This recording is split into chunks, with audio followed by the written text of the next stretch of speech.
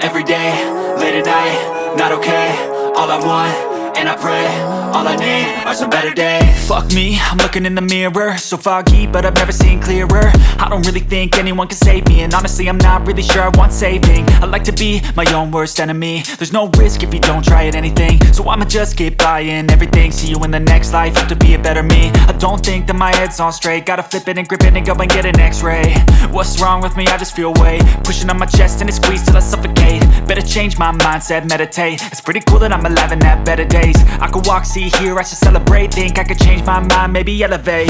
Living life, every day, late at night, not okay. All I want, and I pray, all I need are some better days.